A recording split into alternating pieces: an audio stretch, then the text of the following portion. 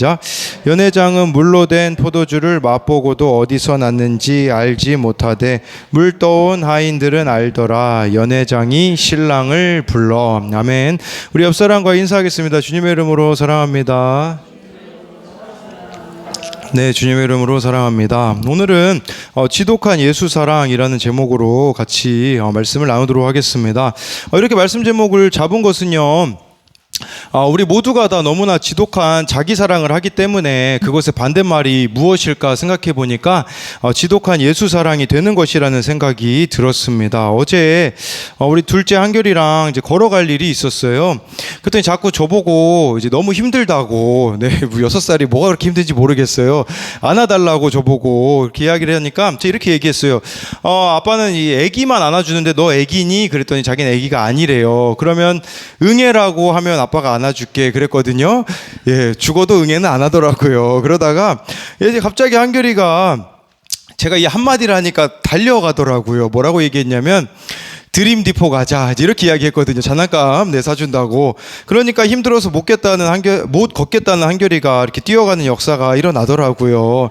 그러면 이게 우리가 그냥 하나님께 원하는 모습이 아닐까라는 생각을 해보게 되어요. 그냥 하나님도 내가 원하는 것만 해주는 분이라고 우리가 생각하는 경우들이 참 많이 있다라는 것이에요.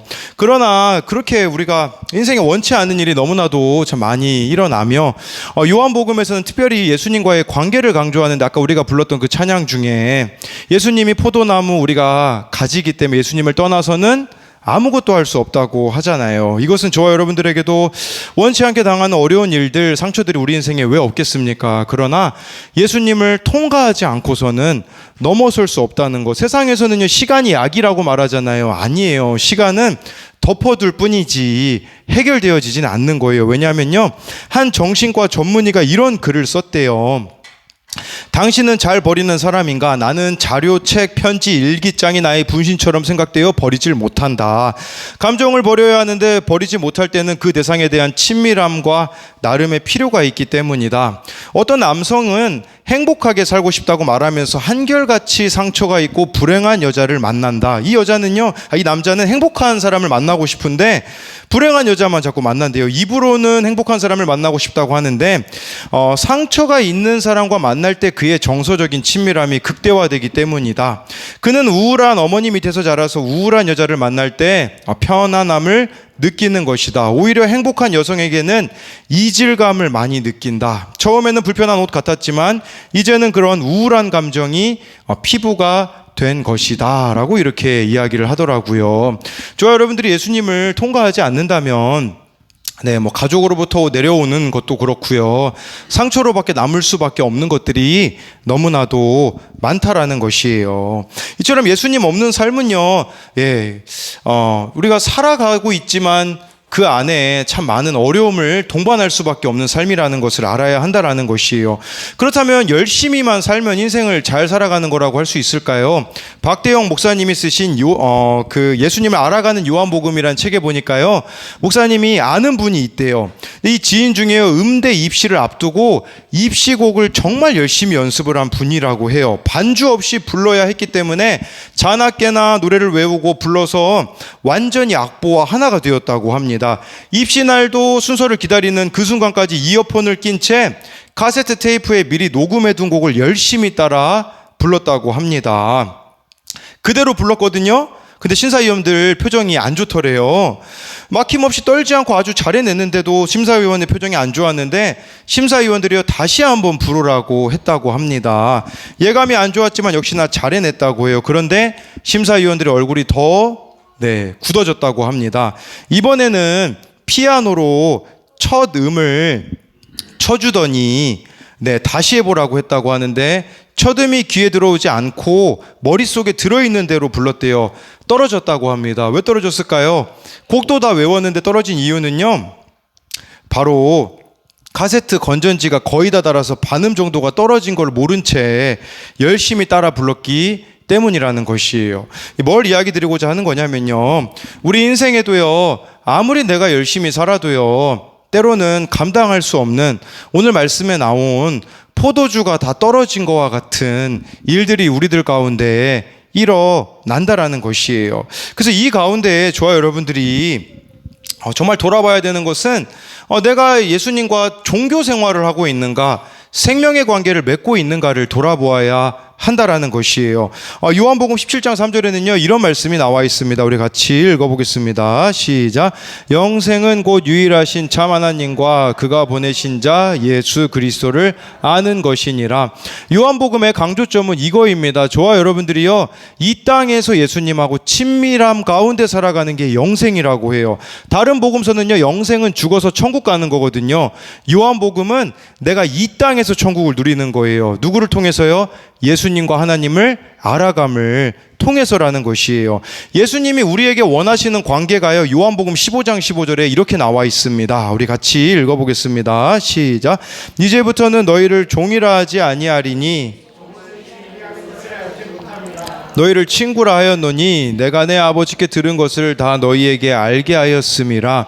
여러분, 예수님이 저와 여러분들과 친구 관계가 되기를 원하신다라고 합니다. 이 친밀함의 수준이 친구 수준이 되기를 원하신다라고 하는데, 정말 나는 예수님과 어떤 관계 속에서 살아가고 있는가, 그냥 종으로만 생각하고 있는가, 친구가 되어지고 있는가를 돌아봐야 된다라는 것이에요.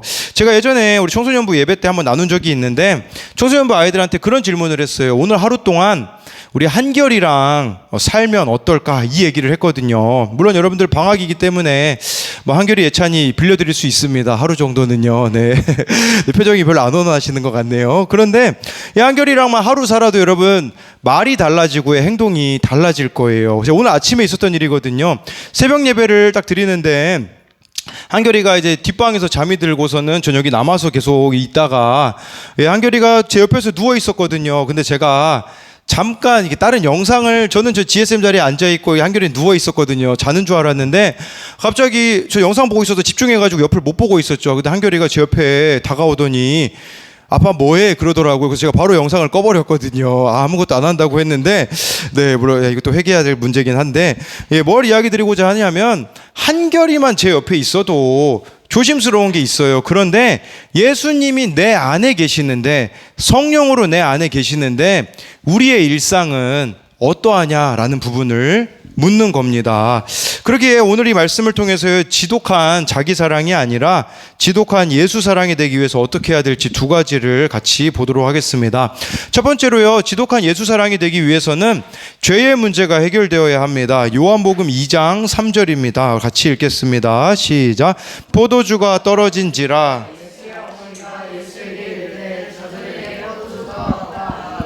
네, 예수님이 가나 혼인잔치에 초대를 받으셨습니다. 그 잔치에 포도주가 떨어졌습니다. 포도주가 잔치 중에, 특히 결혼식 잔치에 떨어지는 것은 문제 중에 문제였습니다. 혼인잔치를 망칠 수 있는 상황이었고요, 수치를 당할 수 있는 상황이었습니다. 우리 인생에도요 마찬가지예요. 포도주가 떨어질 만한 일들이 얼마나 우리들 가운데 많이 있습니까?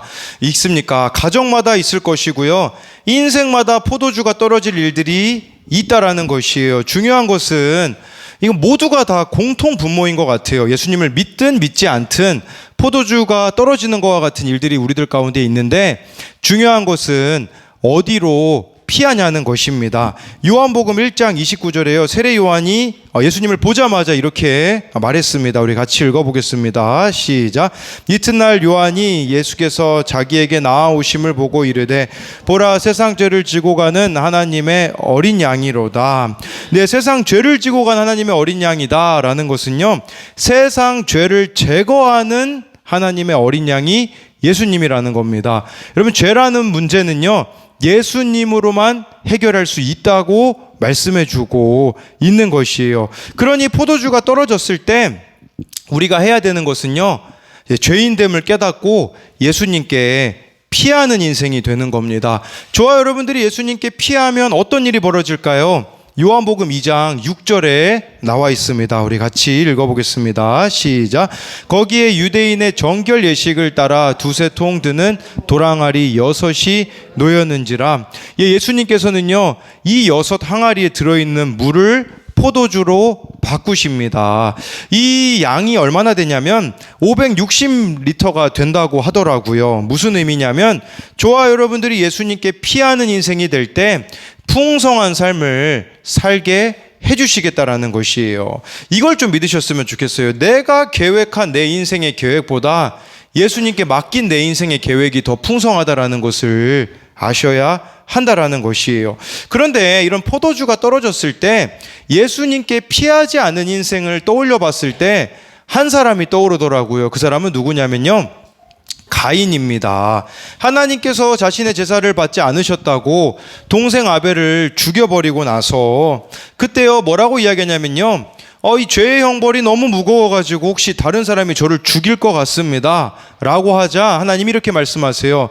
너에게 내가 표를 줄 테니 너를 죽이는 사람은 벌을 7배나 받을 것이다 라고 했거든요. 여러분, 이거 얼마나 큰 은혜입니까? 살인을 저질렀는데 아무도 나를 못 죽이게 해주시겠다라고 했잖아요. 그러면 어떻게 해야 됐습니까? 회개하라는 뜻이었거든요. 이런 은혜를 받았으면 회개를 해야 되는데 이 가인은 어떻게 합니까? 창세기 4장 16절에 이렇게 나와 있습니다. 우리 같이 읽어보겠습니다. 시작.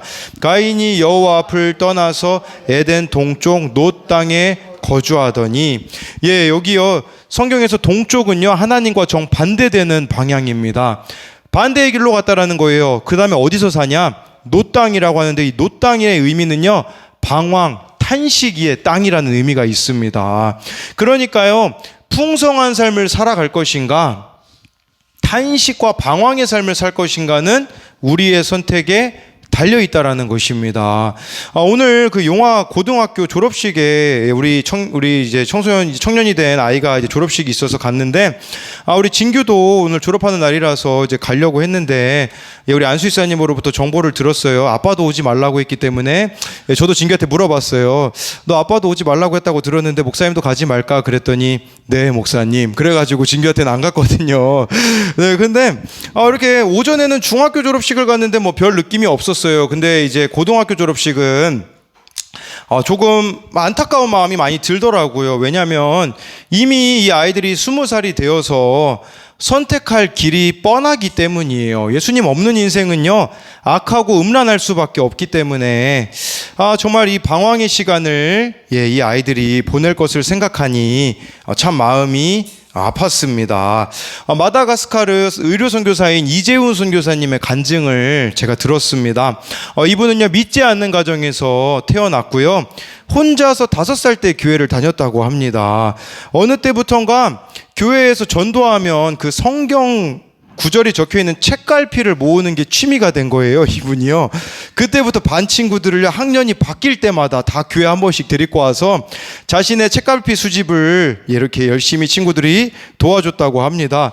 친구 중에요 5학년 때였는데 이 친구는 불교 가정인 친구가 하나 있었다고 해요. 그 친구를 전도하기 위해 6개월 동안 매주 그 친구 집에 갔다고 합니다. 그 친구 어머니가 이렇게 얘기했대요.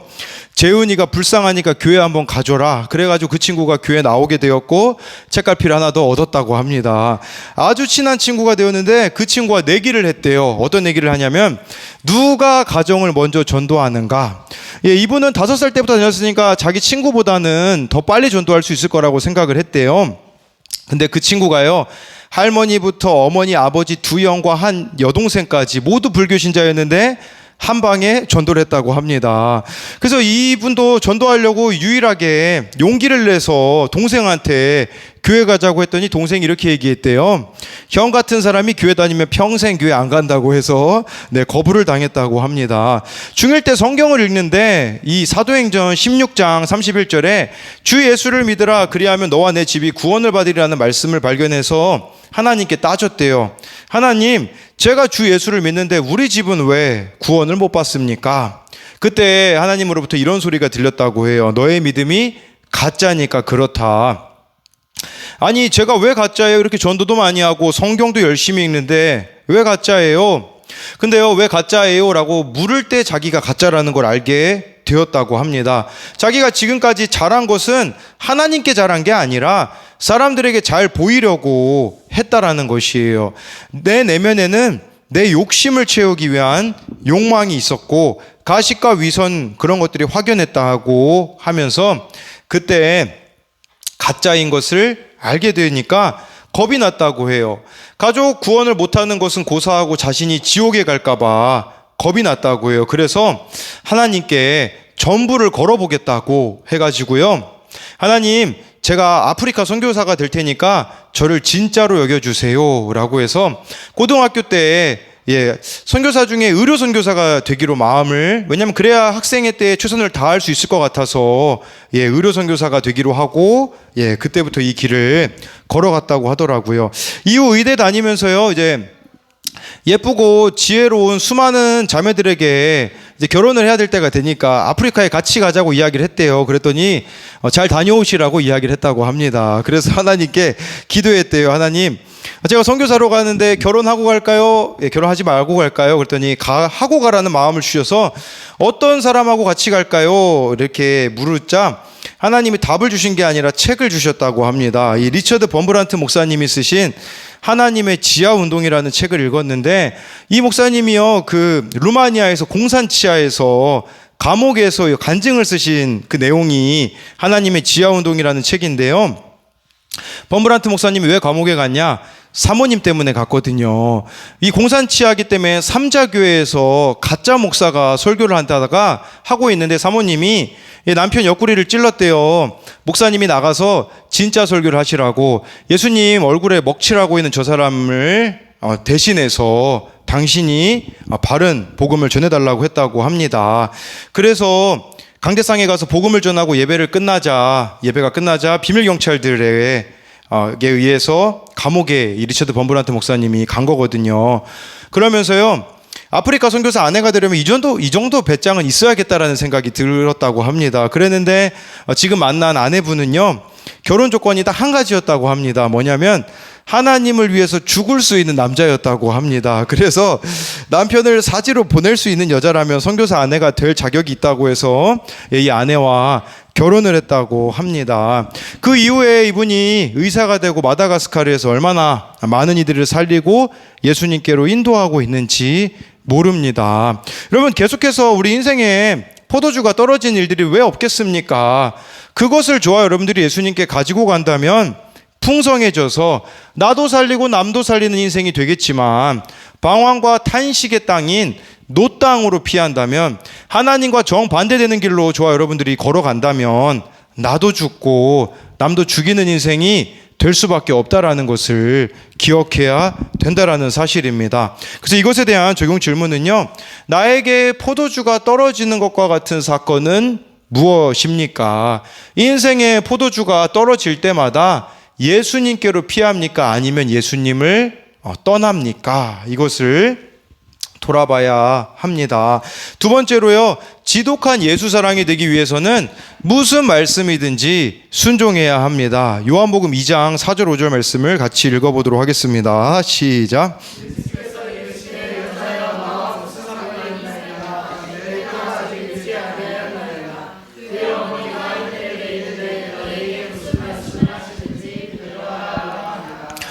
가나 혼인잔치에 포도주가 떨어졌을 때 예수님 어머니 마리아가 이야기를 합니다. 그때 예수님의 대답이 4절에 보니까요, 아직 내 때가 이르지 않았다라는 것은 하나님의 때가 이르지 않았기 때문에 아직은 할 수 없다라는 뜻이에요. 그때 예수님의 어머니가 뭐라고 이야기하냐면, 하인들에게요, 예수님이 무슨 말씀을 하시든지 그대로 순종하라고 하는데요.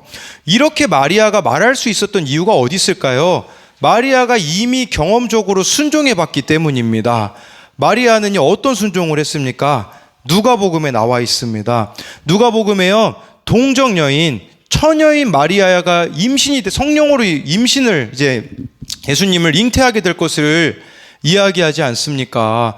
죽을 수 있는 상황입니다. 결혼하지 않은 상태에서 이렇게 아이를 가지면요, 목숨을 건 일이고, 이게 얼마나 큰 수치를 당할 만한 일입니까? 가늠한 여자로 취급받을 수도 있고 마리아의 인생이 끝장날 수밖에 없는 상황이었습니다. 그때 천사가 이 메시지를 전해줬을 때 마리아가 어떻게 반응합니까? 누가복음 1장 38절을 같이 읽어보도록 하겠습니다. 시작.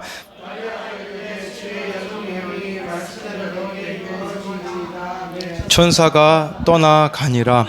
그럼 마리아가요 핑계대지 않아요. 주의 여종이오니 말씀대로 내게 이루어지리다 라고 이렇게 이야기를 하는 것이죠. 이렇게 순종해 본 결론이 있기 때문에 예수님이 어떤 말씀을 하시든지 순종한다면 하나님의 뜻이 이루어질 것을 마리아는 알았다라는 것입니다. 여러분, 우리가 이걸 좀 신뢰했으면 좋겠어요. 저와 여러분들이 이 순종을 하면 막 죽을 것 같은 순종이 있잖아요. 마리아가 죽었습니까? 죽지 않았다는 사실입니다. 그렇기에 하인들에게 예수님이 말씀하시는 대로 하라고 하였던 것이에요. 이 하인들도요 결국은 순종했을 때 물이 변하여 포도주로 되는 기적을 맛보았습니다. 이게 바로 아까 우리가 읽었던 본문 말씀인데요. 같이 읽어보겠습니다. 시작. 연회장은 물로 된 포도주를 맛보고도 어디서 났는지 알지 못하되 물 떠온 하인들은 이 말씀에 보니까요 물 떠온 하인들만 알더라 라고 말씀해 주고 있어요. 어려운 순종을요 해본 자만이 아는 기쁨이 있다라는 것이에요. 저와 여러분들도요 순종해 본 자만이 누릴 수 있는 풍성함이 있다라는 것을 아셔야 합니다. 이번 주에 우리 청년부 큐티방에 2명의 청년이, 한 명은 동생에게 밥 해주기, 한 명은 아버지에게 이 생일상을 차려드리기를 해서 이제 사진을 찍어서 올렸더라고요. 참, 이 순종의 기쁨을 한 명이 순종하는 모습을 보여주니 또 다른 한 명이 보여준 것이 아닌가라는 생각이 들고, 제가 이 둘에게 나중에 청년부도 한번 음식도 한번 해달라고 했거든요. 그랬더니 재료는 준비해 주시나요? 이렇게 묻더라고요. 그래서 언제 한번 청년부 요리도 해줄 것 같은데, 이렇게 이 순종을 적용했을 때 나오는 기쁨이 있잖아요. 근데 이런 부분들은 사실 우리가 물론 어렵긴 하겠지만, 요리하는 게 제가 뭐 요리를 많이 안 해가지고 그렇게 쉽게 말하는 걸 수 있긴 하겠지만, 이런 순종은 그렇게 어렵지 않을 수 있어요. 근데 진짜 어려운 순종은요 하기 싫은 순종일 때 있잖아요. 내가 원하지 않는 상황이 있고 환경이 있으면 우리는 순종하기보다 그냥 도망가 버리고 싶고 회피해 버리고 싶은 것이 우리의 모습일 수 있다라는 것이에요.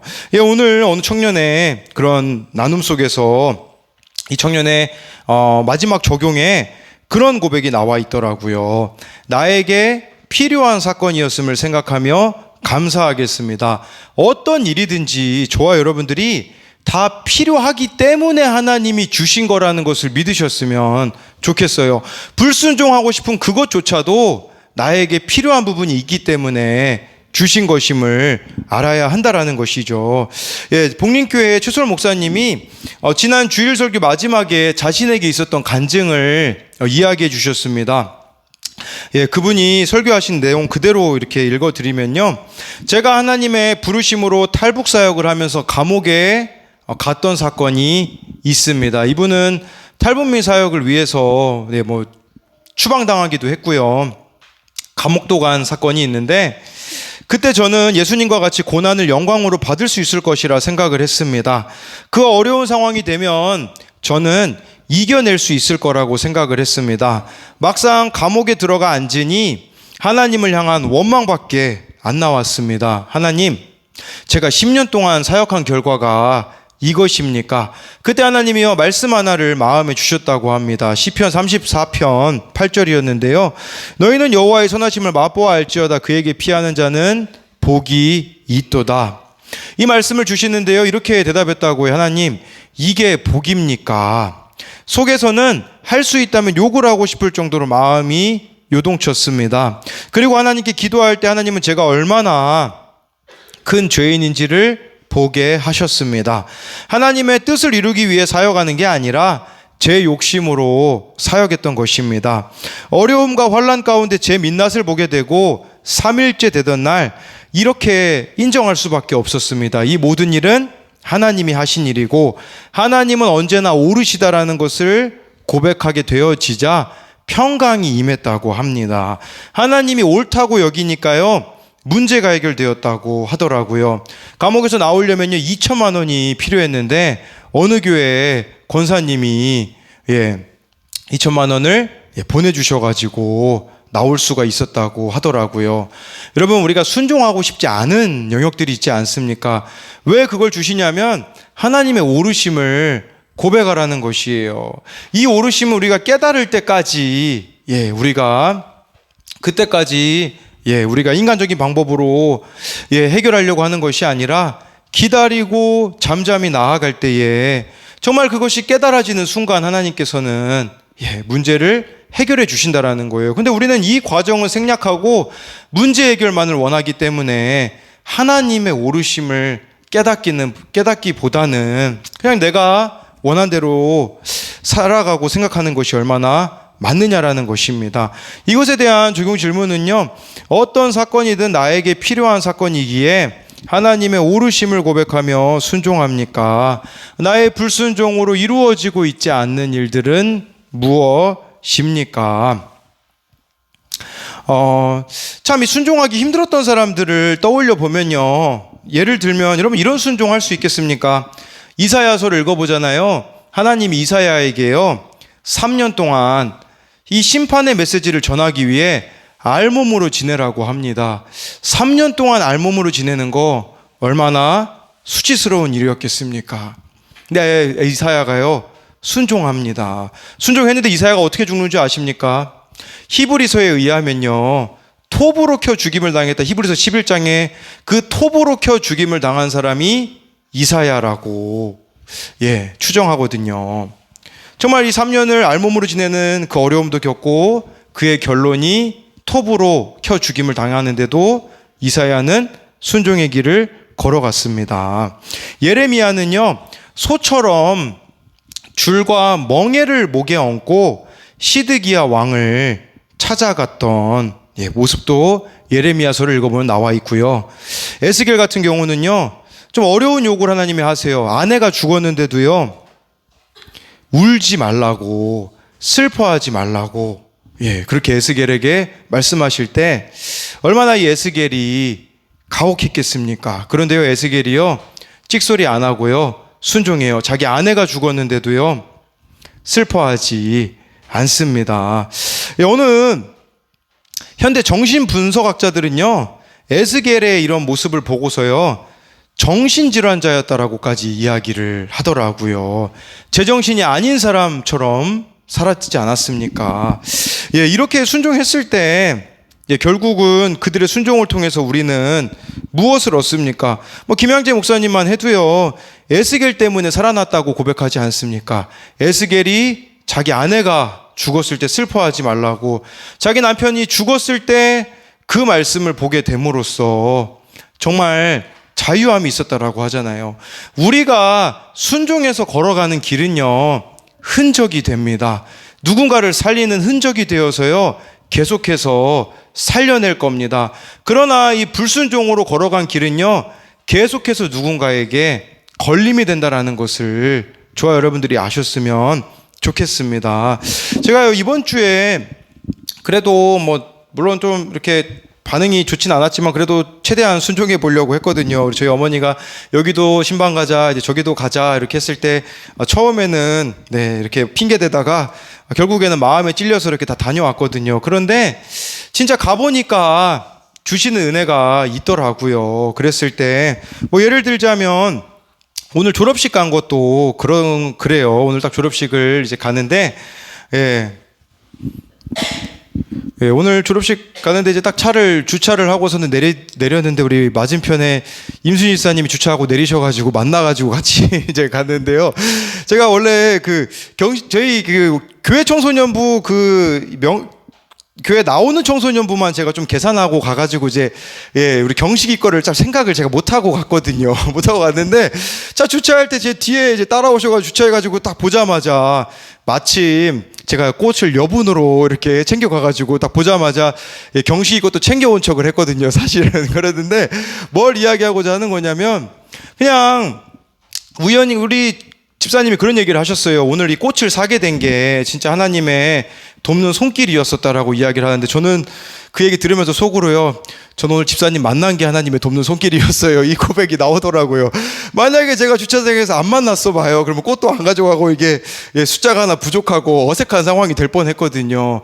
부끄러운 고백이지만 그런데 진짜 이런 것들을 갔을 때 다 예비해 놓으시는, 아니 어떻게 그 온양 중학교에서도 주차할 데가 정말 없어가지고 주민센터 꼭대기에다가 주차를 했거든요. 거기서 만나게 되어지는 이 일들을 보면서 아 진짜 하나님이 선하시구나. 제 계획보다, 여러분 만약에 제가 계획해서 갔어 봐요, 꽃 하나 안 챙겨가가지고 또 거기 앞에서 살 뻔했다니까요. 근데 그게 아니라 완벽하게 하나님이 준비해 놓으신, 근데 이 일이 있기 때문에 제가 오후에 용화고등학교 갈 때 떠오르는 애가 있더라고요. 사실 우리 교회 엄혜원 애 때문에 갔는데 김명섭이라는 애가 떠오르더라고요. 얘가 예전에 우리 교회 진규 친구로 열심히 다녔었거든요. 그래서 꽃을 일부러 2개를 가져갔거든요. 오전에 하나님의 인도하심을 경험했기 때문에 오후에 딱 꽃을 2개를 들고 왔는데, 제가 뭐 그 많은 애들 중에 뭐 김명섭 만날 줄 어떻게 알겠어요. 그런데 마음에 주시는 확신이 있는 거예요. 이 애를 만날 수 있을 거라는 확신이. 이제 강한규를 데리고 갔거든요. 자꾸 제 옆에서 집에 가재요. 네, 사람이 너무 많으니까. 예, 그런데 혜원이 기다리고서는 그 혜원이한테 꽃 전해주고 딱 나오는 길에 명섭이랑 마주쳐가지고 보자마자 이렇게 꽃을 줬거든요. 그랬더니 얘가 너무 감동을 받더라고요. 뭘 이야기해 드리는 거냐면요, 순종으로 나아갔을 때 하나님의 이 완벽한 계획을 저와 여러분들이 누릴 수가 있다라는 거예요. 근데 여러분들이 지금 마주하고 있는 이 환경이 참 순종하기엔 너무 어려운 환경 아니지 않습니까? 그런데요, 정말 이 자리를 믿음으로 잘 지키셨으면 좋겠어요. 제가 아산고등학교에 이번에 동아리 모임이 다 끝나가지고 그 스피커 가지러 갔거든요. 교감 선생님을 만나러 갔는데 교감 선생님이 저한테 그렇게 물으시더라고요.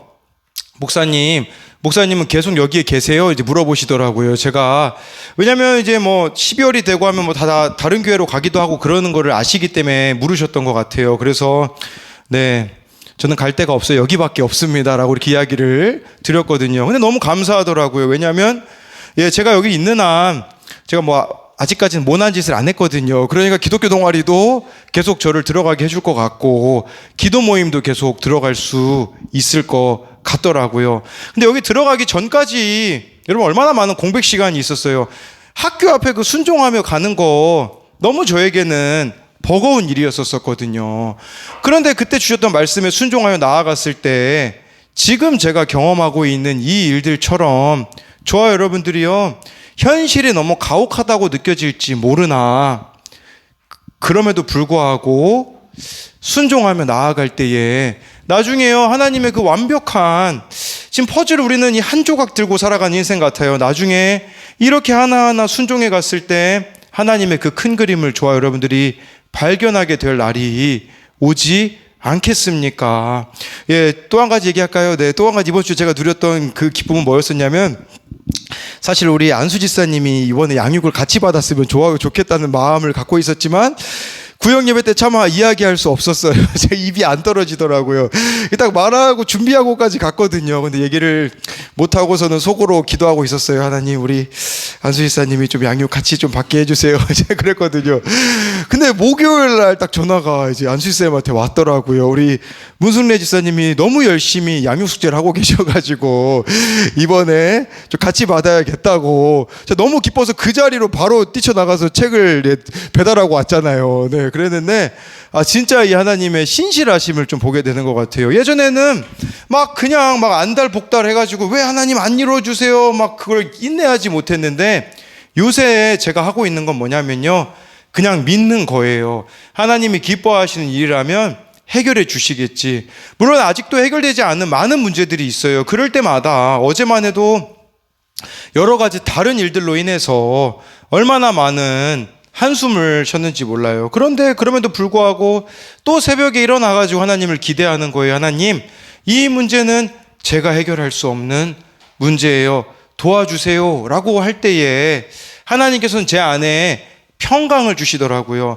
여러분, 진짜 가장 큰 응답이 뭔지 아세요? 주님이 내 안에 계시는 게 느껴지는 거예요.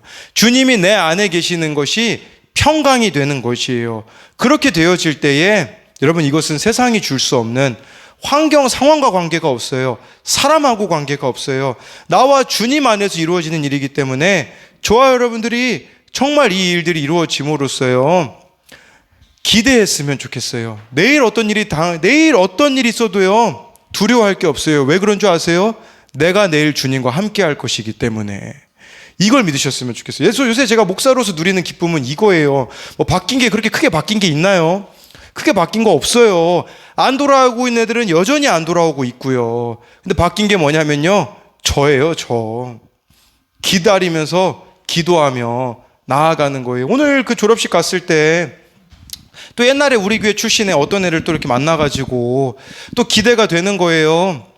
예, 이 아이는 좀 가정에 문제가 있는 것 같더라고요. 그 아이를 보는데 차에서 얼마나 이 마음이 애통하는 마음이 드는지, 저 아이는 이 졸업식인데도 이렇게 부모님이 못 오시는 그런 모습을 보면서 내가 저 아이한테 그 부모의 역할을 해줄 수 있도록 계속해서 만나가야겠구나라는 생각이 들더라고요. 이게 기쁨이더라고요. 다른 게 아니라 내 마음이 주님의 마음이 되는 거, 내 삶이 주님의 삶이 되는 거, 이게 여러분 예수 믿는 가장 큰 복이라는 사실이에요. 그렇기에 저와 여러분들이 예수님과 함께 함으로써 이 복을 누리는 저와 여러분들이 되기를 소망합니다.